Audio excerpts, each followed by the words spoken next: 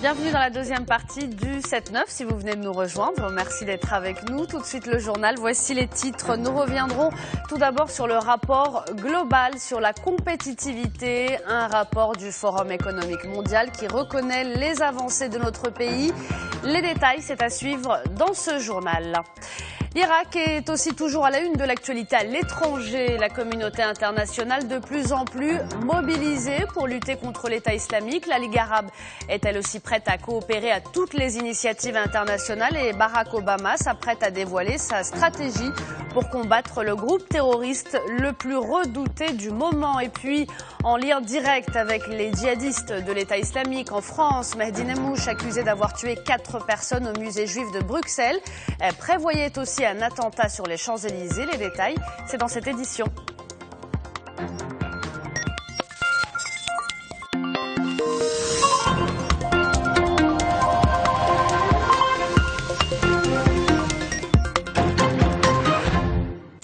Et donc économie pour commencer ce journal. On s'intéresse ce matin à ce rapport global sur la compétitivité, un rapport du Forum économique mondial qui reconnaît les avancées du Maroc comme l'amélioration du climat des affaires ou encore la réduction du déficit budgétaire. Les précisions d'Amina Benhalak. Le Maroc développe sa compétitivité, il devient même un modèle dans la région. C'est ce qu'a révélé le Forum économique mondial. Dans son nouveau classement, le Royaume a gagné 5 places. Les experts du Forum parlent des atouts marocains comme le niveau de sécurité, l'efficacité du marché de biens et le secteur bancaire solide. Côté résultats chiffrés, il y a la réduction du déficit budgétaire. Il a atteint les 29 milliards de dirhams au lieu des 32,8 milliards de l'année dernière. Cette année, le Maroc a aussi réussi à améliorer ses recettes. Exemple, les recettes fiscales qui ont augmenté de 4,8% à fin juin. L'effort de rationalisation a donc porté ses fruits. Les observateurs du Forum ont aussi félicité le Maroc pour les efforts d'amélioration du climat des affaires. Ils l'ont enfin encouragé à mieux s'engager en faveur d'une éducation de qualité et d'une réforme du marché du travail, pour notamment augmenter la part des femmes dans la population active. Et dans l'actualité également, le chef du gouvernement tunisien provisoire Mehdi Jomra qui a reçu hier après-midi le chef du gouvernement Abdelila Benkelen qui est actuellement en Tunisie. Le but de cette visite, participer à la conférence internationale Investir en Tunisie Start-up Démocratie qui s'ouvre aujourd'hui. Et le chef du gouvernement a déclaré que cette visite en Tunisie s'inscrivait, je cite, dans le cadre du soutien à nos frères tunisiens dont le pays a traversé une étape difficile et qui se prépare à aller de l'avant. Abdelila Benkelen est accompagné notamment du ministre de l'économie et des finances Mohamed Boussaïd et du ministre de l'habitat et de la politique de la ville Nabil Ben Abdallah. La conférence va connaître la participation de représentants de 30 pays, 20 institutions financières et économiques internationales et 27 fonds d'investissement et de banques internationales. L'information de ce lundi matin, c'est donc aussi la 142e session du Conseil des ministres des Affaires étrangères de la Ligue arabe, une réunion qui s'est ouverte hier au Caire. La Mauritanie assure la présidence actuelle du Conseil. Elle succède au Maroc qui a présidé la session précédente. Le Maroc qui est d'ailleurs représenté par le chef de la diplomatie marocaine, Salah Eddine Mezouer. Les ministres arabes des Affaires étrangères vont se pencher notamment sur le dossier de la réforme de la Ligue arabe et les questions liées à l'action arabe commune. À retenir également le président palestinien Mahmoud Abbas qui devra informer les ministres des développements dans la bande de Gaza. Une séance sera dédiée à la Libye et à l'examen du rapport de l'envoyé spécial du secrétaire général en Libye. Le Conseil des ministres débattra également de plusieurs autres projets, l'actualité et l'action arabe commune au plan politique, économique et social. Et l'Irak est donc aussi toujours à la une de l'actualité internationale. Le dossier irakien largement débattu justement lors de cette réunion de la Ligue arabe. La Ligue arabe qui a déclaré qu'elle était prête à coopérer à toutes les initiatives internationales car la communauté internationale s'active de plus en plus pour lutter contre les crimes et les atrocités de l'État islamique. Le président américain Barack Obama compte dévoiler mercredi sa stratégie pour combattre le groupe terroriste le plus plus redouté du moment. Manal Ardali. Une coalition internationale pour faire face à l'État islamique verra bientôt le jour. Après les États-Unis, ce sont les pays arabes qui déclarent la guerre à l'EI. De son côté, le président américain Barack Obama s'apprête à dévoiler mercredi sa stratégie anti-djihadiste. Une stratégie tant attendue pour éradiquer l'organisation extrémiste qui sème la terreur en Irak depuis le 9 juin. Un renfort de troupes n'est pas prévu. Barack Obama compte mettre en place un plan d'action en collaboration avec les parties concernées. Nous ne voulons pas envoyer en Irak 100 000 soldats américains, mais nous allons participer à une coalition internationale qui va mener des raids aériens pour appuyer les forces irakiennes et les combattants kurdes. Nous allons élaborer un plan pour leur permettre de libérer les territoires qui sont aujourd'hui aux mains de l'EI. Ses capacités seront affaiblies et ses membres seront vaincus. Pour leur part, les pays membres de la Ligue arabe se sont dit prêts à prendre les mesures nécessaires pour combattre le mouvement armé. Ils sont ouverts à toutes les initiatives internationales pour relever le défi, un défi qui nécessite une action arabe globale. La Ligue arabe est décidée à prendre les mesures nécessaires pour maintenir la sécurité dans le monde arabe et faire face à toutes les organisations extrémistes, y compris l'EI. La Ligue arabe va combattre les criminels dans la région et sera active sur tous les niveaux politiques, sécuritaires, judiciaires et médiatiques.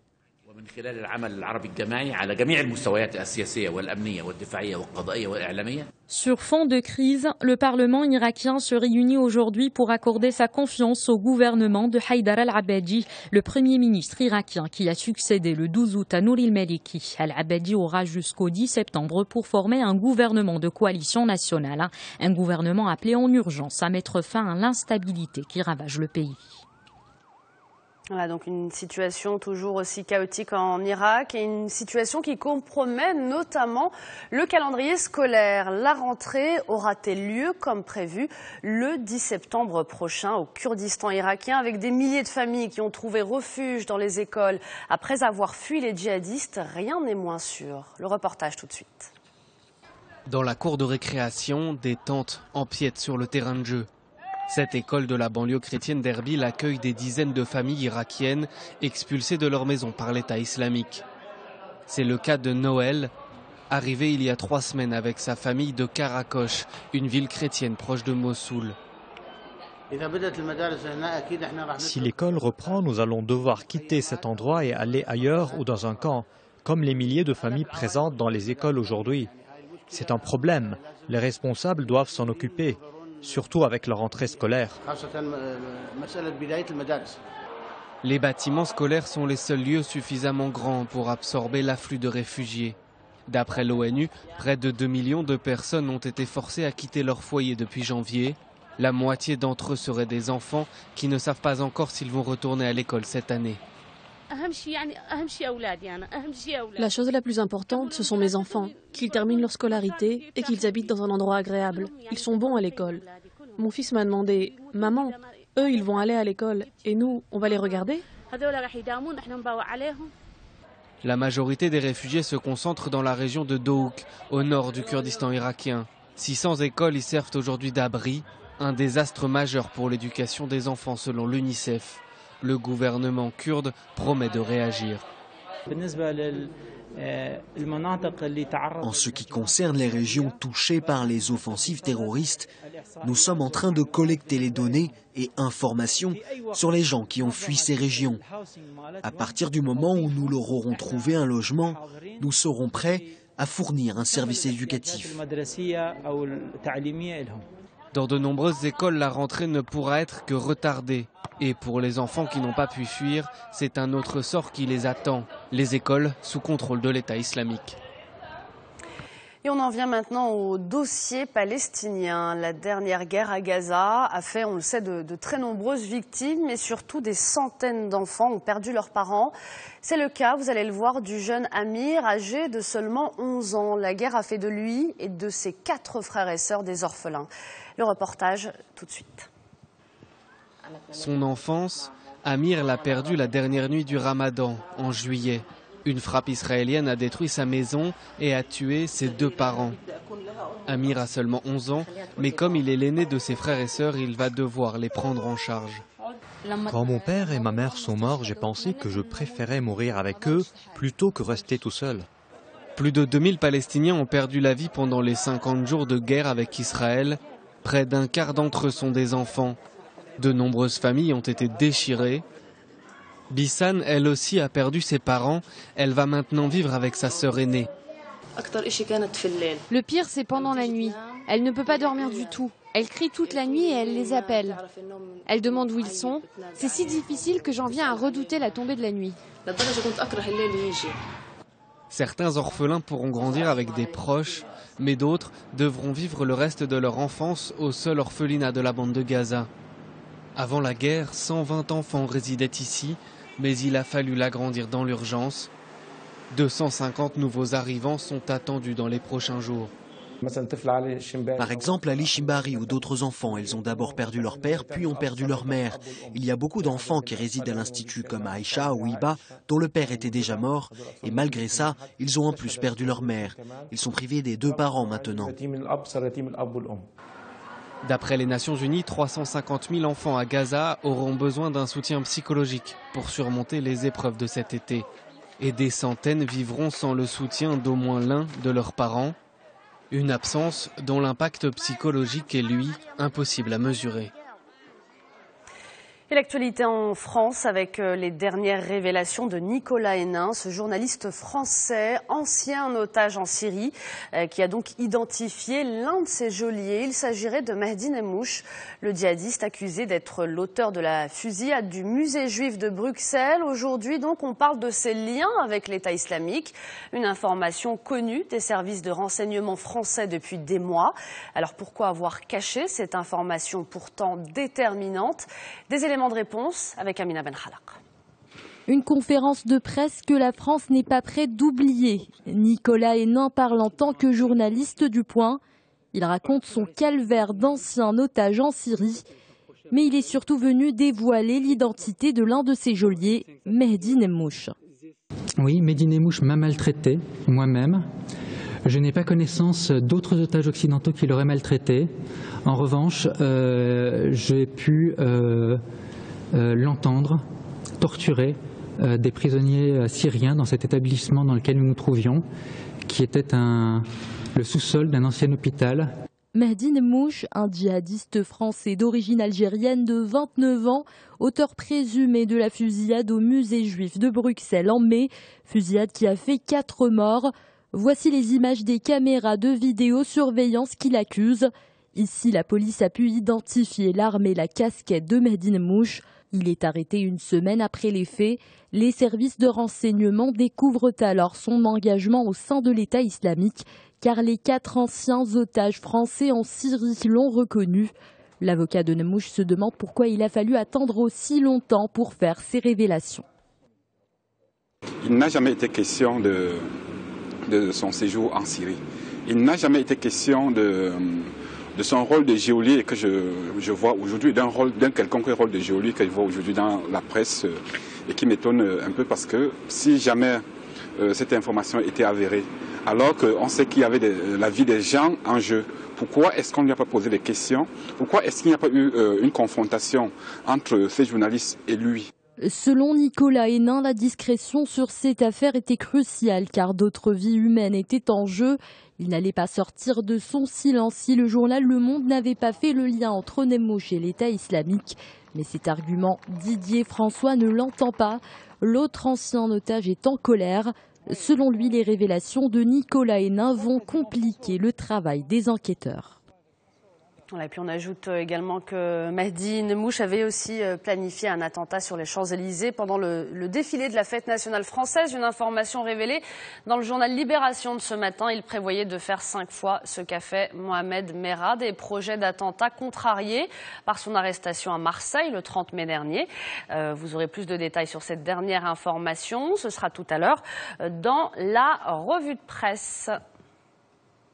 Mais pour l'heure, c'est tout pour le journal. Tout de suite, on s'intéresse à l'actualité chez nos voisins espagnols.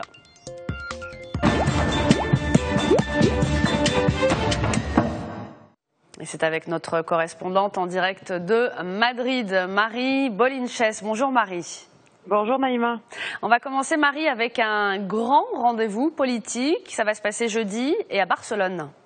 Eh oui, le 11 septembre prochain, c'est la Diada, la fête nationale de Catalogne. On attend d'ailleurs plusieurs centaines de milliers de personnes venues de toute la région dans les rues de Barcelone.